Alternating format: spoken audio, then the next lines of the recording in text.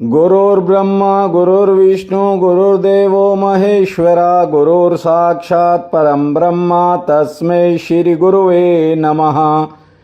नीलाम्बुजश्यामलकोमलाङ्गं सीतासमारोपित्वामभागं पानो महाशायकचारुचापं नमामि रामं रघुवंशनाथम्। त्वमेव माता च पिता त्वमेव बन्धो च सखा त्वमेव विद्या च त्वरिणं त्वमेव सर्वं मम देवदेव। वासुदेवसुतं देवं कंसं चाणूरमर्दनं देवकी परमानन्दं कृष्ण वन्दे जगद्धाम। प्रिय बंधुओं, देवियों व सज्जनों, श्रीमद् भागवत कथा कहती है ये जीव जन्म के बाद संसार की मोह माया में इस तरह उलझ जाता है कि उसे परमात्मा का स्मरण तो केवल दुख और संकट के समय में होता है, अन्यथा तो जीव उस करुणा निधान भगवान को भूला ही रहता है। कथा कहती है जिस परमात्मा ने हमें ये शरीर दिया, सब कुछ दिया, उसे मत भूला करो। भूल जाने के कारण ही ये इंसान दुख उठाता है, शांति नहीं मिलती। हम सच्चिदानंद को भूलेंगे तो आगे घोर नरकों का सामना करना पड़ेगा। और यदि जीव भगवान की शरण ले लेगा तो आगे के दुखों से बच जाएगा। उसका सहारा लेने वाले सदा सुख शांति में रहते हैं और उसे भूलने वाले को फिर से जन्म लेने के लिए माता के गर्भ में रहना पड़ता है। जैसे भट्ठे में ईंटों को पकाया जाता है, ठीक वैसे ये जीव जब दोबारा जन्म लेता है तो 9 महीने तक मां के गर्भ में उसे जठराग्नि से पकना पड़ता है। 9 महीने तक लगातार ये जीव रक्त कुंड में पड़ा रहता है। गर्दन में पैर फंसे रहते हैं और हाथ जोड़कर पड़ा ही रहता है। यदि मां कोई गर्म, तीखा या नमकीन भोजन खा लेती है तो बच्चे के शरीर में सारा दिन जलन होती रहती है। जानते हो, उस गर्भ रूपी कुएं में उल्टा लटका रहता है, सिर नीचे की तरफ, पैर ऊपर की तरफ होते हैं। जब गर्भ में पड़े उस जीव को भगवान जन्मों जन्मों का ज्ञान देते हैं, तब ये बच्चा, तब ये जीव रोता है। कारण ये होता है कि रक्त कुंड के रक्त में अनेकों तरह के कीटाणु होते हैं। जब वे मच्छर की तरह डंक मारते हैं, जीव को काटते हैं, तो ये बड़ी भारी पीड़ा होती है। इसलिए भीतर पड़ा जीव परमात्मा की स्तुति करता है और कहता है, हे करुणा निधान भगवान, मुझे इस नरक कुंड से बाहर कब निकालोगे? हे प्रभु, मुझे शीघ्र निकालो। इस बार मैं आपका इतना भजन करूंगा ताकि मुझे दोबारा इस नरक में आना ही न पड़े। ध्यान दीजिए, 9 महीने तक लगातार रोता है और जैसे ही जन्म होता है ये सांसारिक माया अपना पर्दा डाल देती है और जीव सबसे पहले भगवान के भजन को भूल जाता है।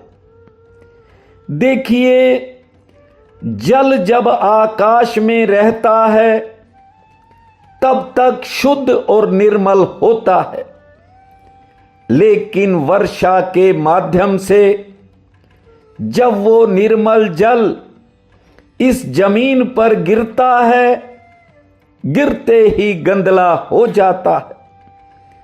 उसी प्रकार जीव जैसे ही मां के गर्भ से बाहर आता है, उसी समय माया हावी हो जाती है। भागवत कथा कहती है, सत्संग के बिना ये माया नहीं हटेगी। कल की कथा में आपको बताया था कि किस प्रकार माया मिलते ही सुग्रीव भगवान श्री राम को भूल गया था। ये तो हनुमान जी ने उसे आकर बता दिया कि बाली जिस रास्ते से गया है वो सोड़ा नहीं, बहुत चौड़ा है। जिस बाण से प्रभु ने बाली को मारा, वो बाण अभी भी प्रभु श्री राम के पास है।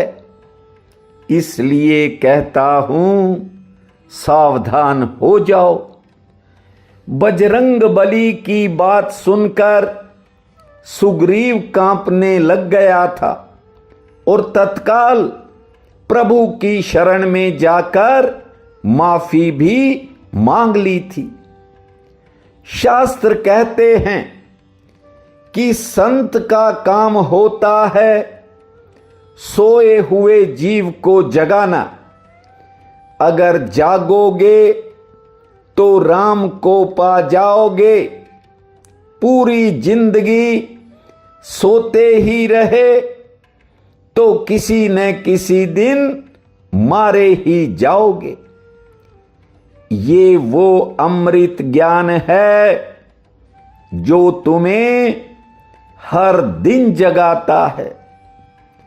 और ये जो घर परिवार है ये तुम्हें हर दिन सुलाता है। परिवार के लोग क्या चाहते हैं? बस कमा कर लाओ, कहीं से भी लाओ, कैसे भी लाओ।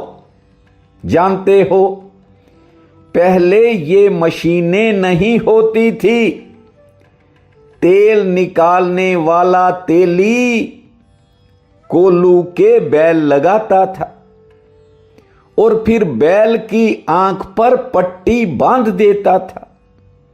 जब बैल कुछ चक्कर काटने लगता, थोड़ी देर बाद जो तेली है वो बैल के मुख में खली का टुकड़ा डालता रहता था और बैल इसी उम्मीद में घूमता रहता कि अब खली मिलेगी, अब खली मिलेगी। शाम होते ही जो तेली थे वे बैल की आंखों पर बंधी पट्टी को हटा देते हैं और बैल के द्वारा निकाली गई खली में से थोड़ी सी खली उसे खिला देते। ये व्यक्ति भी कोल्हू के बैल की तरह है। सुबह उठते ही चाय नाश्ता मिल जाता है, दोपहर में रोटी मिल जाती है, शाम को थोड़े स्नैक्स मिल जाते हैं और रात को फिर भोजन करके सो जाता है। फिर उठता है, पूरा दिन नौकरी, व्यापार, कारोबार, हजार तरह की झंझटें व्यक्ति दिन भर झेलता है। कोल्हू के बैल की तरह पूरा दिन पिसता है। पूरी जिंदगी अपने लिए और परमात्मा के लिए थोड़ा सा समय भी नहीं निकाल पाता। परिवार के प्यार की पट्टी आंखों पर बंधी रहती है और वासना के सुख को खली की तरह खाता रहता है। व्यक्ति बैल की तरह अंधा होकर पूरी जिंदगी लगा ही रहता है। इसलिए भागवत कथा कह रही है, अब भी समय है, जाग जाओ और कुछ समय भजन में लगाओ। श्री कृष्ण गोविंद हरे मुरारी, हे नाथ नारायण वासुदेवा। श्री कृष्ण गोविंद हरे मुरारी, हे नाथ नारायण वासुदेवा। हे नाथ नारायण वासुदेवा, हे नाथ नारायण वासुदेवा। श्री कृष्ण गोविंद हरे मुरारी, हे नाथ नारायण वासुदेवा। श्रीमद् भागवत कथा कहती है, ये संसार है, यहां हर दिन नए फूल खिले रहते हैं और फिर झड़ते भी रहते हैं, फिर नए बनते हैं। यही जगत का नियम है। जरा सोचो, कितने बड़े बड़े लोग इस धरती पर पैदा हुए, इसी में समा गए, किंतु धन संपत्ति के चक्कर में ही पूरी जिंदगी उलझे रहे और अंततः काल का शिकार बन गए। साथ किसी के कुछ भी नहीं गया। सिकंदर के खजाने की चाबियां 40 ऊंटों पर लादी जाती थी। अपार धन माया थी। सिकंदर ने अनगिनत लोगों को मौत के घाट उतारा होगा। अनेक अबलाओं का शील हरण करवाया होगा। धन संपत्ति को बढ़ाने की लालसा में सिकंदर ने हजारों निर्दोष लोगों की हत्याएं कर दी थी। जानते हो, सिकंदर का सपना था कि वह पूरी दुनिया का बादशाह बन जाए। बादशाह बनना तो दूर, अंत में ऐसा बीमार पड़ा कि मौत आ गई, मर गया। जब जनाजा उठा, सिकंदर के दोनों हाथ बाहर लटक रहे थे, खाली थे। साथ कोई आज तक ना तो ले गया है जो सिकंदर ले जाता, कथा कहती है, किसी के साथ कुछ नहीं जाना।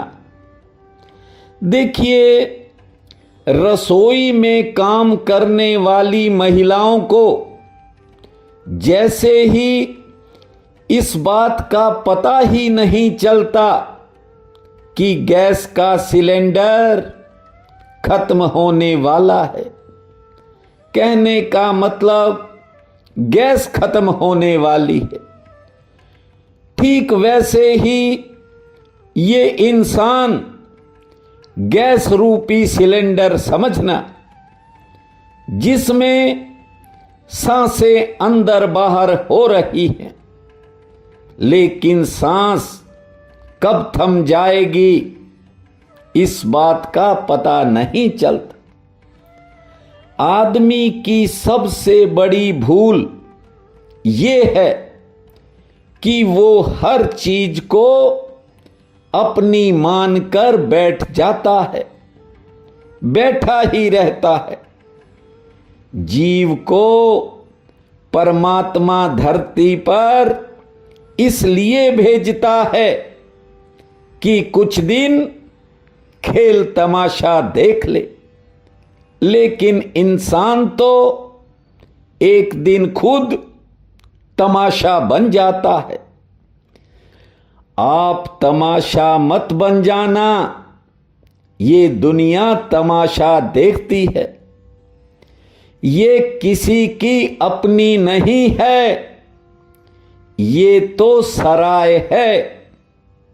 सराय का सामान सराय में ही रहता है, धर्मशाला का सामान धर्मशाला में रहता है। यात्री आता है, आराम करके खाली हाथ चला जाता है। कपिल भगवान ने अपनी माता देवहूति से अंत में एक महत्वपूर्ण बात कही थी, आप भी ध्यान से सुनिए। कपिल भगवान कहते हैं, माता, इस संसार से जितनी जल्दी मन को हटा सको हटा दो, सत्संग में डूब जाओ।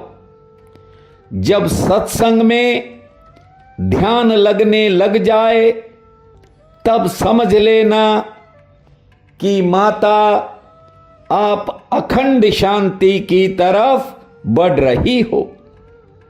माता ने प्रणाम किया है, हे प्रभु, आपने हमारे भीतर ज्ञान की ज्योति जला दी।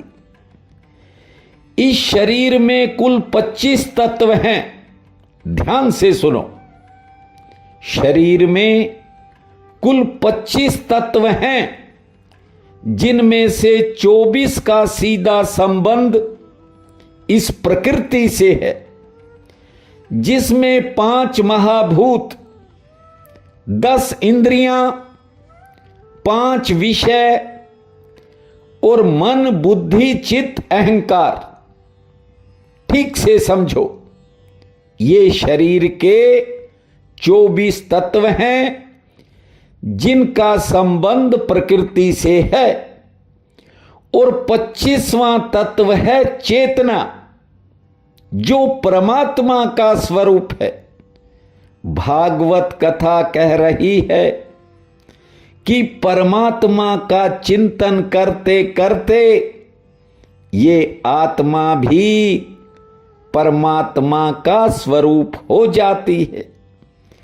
जैसे नदी जब समुद्र से मिलती है तो वह भी समुद्र ही हो जाती है, ठीक वैसे ही प्राणी जब परमात्मा के साथ हो जाता है तो वह भी परमात्मा का स्वरूप बन जाता है। कपिल भगवान माता देवहूति को ज्ञान का उपदेश देकर गंगा सागर में चले जाते हैं, और माता देवहूति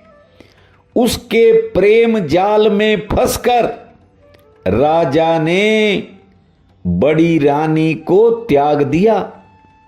लेकिन जो बड़ी रानी है सुनीति, उसने राजा को नहीं छोड़ा। वे तो पति के साथ साथ परम पति परमात्मा का भी चिंतन करती रही। अब ईश्वर का संयोग देखी, समय पाकर दोनों रानियां गर्भवती हो गई। बड़ी पत्नी सुनीति से ध्रुव ने जन्म लिया और छोटी पत्नी से उत्तम नाम के एक पुत्र ने जन्म लिया है। सुरुचि को यानी छोटी रानी को इस बात का बड़ा दुख था कि मेरी सोच से पुत्र क्यों पैदा हो गया। सुरुचि हर समय ये सोचती रहती थी कि कहीं सोत का बेटा कभी राजगद्दी पर ना बैठ जाए।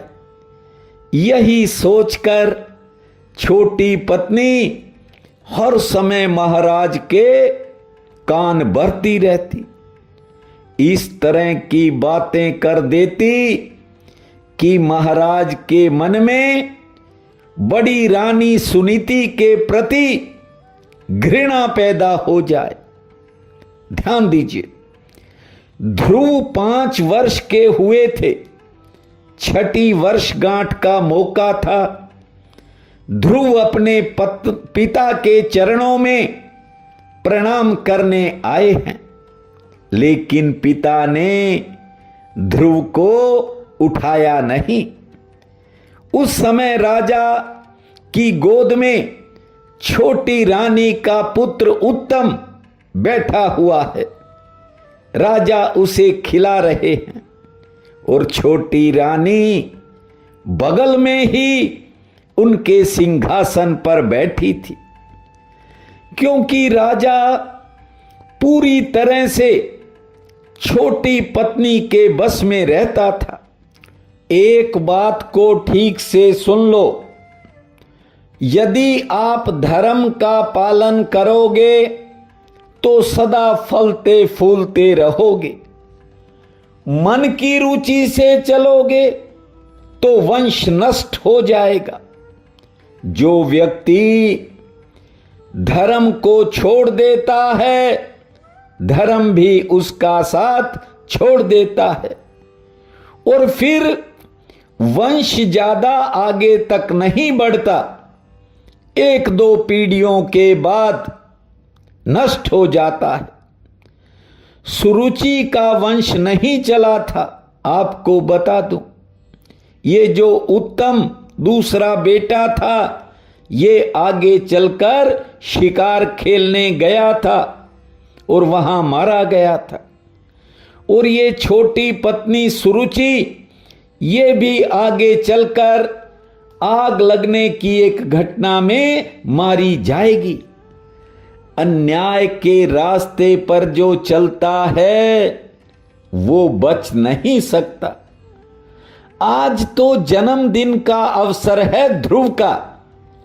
जब राजा ने ध्रुव को नहीं उठाया, तब उन्होंने कहा, हे पिताजी, आप मुझे अपनी गोद में बिठा लीजिए ताकि मुझे आपका आशीर्वाद मिल जाए।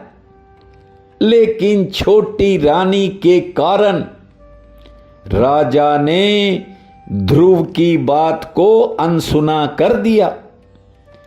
उस समय छोटी रानी सुरुचि ने ताना देते हुए एक बात कही ध्रुव से कि तू भाग्यहीन है, तूने मेरी सोत के गर्भ से जन्म लिया है, भाग यहां से, चला जा, ना तुझे ये गोद मिलेगी और ना कभी ये सिंहासन मिलेगा।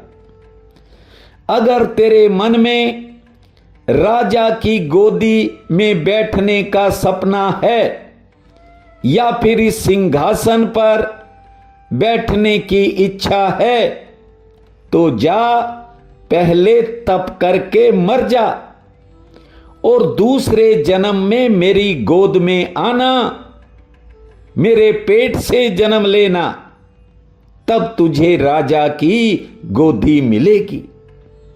देखिए, बच्चा तो बच्चा होता है। ये शब्द बाण की तरह चुभ गए। ध्रुव की उम्र 5 साल की थी। मानो छाती में किसी ने बाण मार दिया हो। ऐसी पीड़ा उस समय ध्रुव के हृदय में हुई। रोते रोते अपनी मां सुनीति के पास आए हैं। फूट फूट कर मां के आगे रोने लग गए। इतनी वेदना हुई कि मां को बता भी नहीं सके। ये तो वहां खड़े एक मंत्री के बेटे ने बताया कि हे माता, आज सौतेली मां ने ध्रुव को ऐसा ऐसा कहा। मां के धैर्य का बांध भी टूट गया। पुत्र को बिलखते देख मां भी जोर जोर से रोने लग गई। सुनीति ने सोचा कि इस छोटे से बालक ने क्या बिगाड़ा था, इस बच्चे को इतना क्यों सताया गया। रोती हुई मां ने कहा, बेटा, जो उन्होंने किया सो किया, लेकिन तुम किसी का बुरा मत सोचना। हमने अपने पिछले जन्म में कुछ ऐसा किया होगा जो हमें इस जन्म में भोगना पड़ रहा है। ध्रुव तो बच्चा था। जानते हो मां से क्या पूछा? हे मां, आप महाराज की पत्नी हैं या नहीं? और हैं तो आप महाराज के बगल में क्यों नहीं बैठती? महाराज आपको बगल में क्यों नहीं बैठाते? हे मां, क्या मैं उनका पुत्र नहीं हूं? मां ने कहा, नहीं बेटा, तुम उन्हीं के पुत्र हो। ध्रुव ने कहा, फिर महाराज उत्तम को क्यों गोदी में बिठाए रखते हैं, मुझे क्यों नहीं बिठाते? हे मां, मुझे भी पिता की गोद चाहिए, मुझे भी गोद चाहिए। कहते कहते रोने लग गए, तड़फने लग गए। मां हो तो सुनीति जैसी। जानते हो, सुनीति ने अपने रोते बिलखते 5 साल के बेटे से क्या कहा?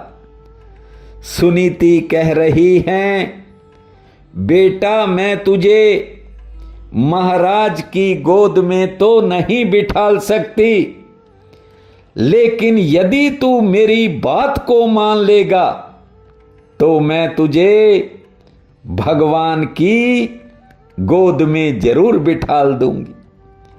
इसे मां कहते हैं। देखिए, जो मां जन्म देकर अपने पुत्र से भजन न करवा पाए, वो तो जन्म देने के बाद भी बांझी है।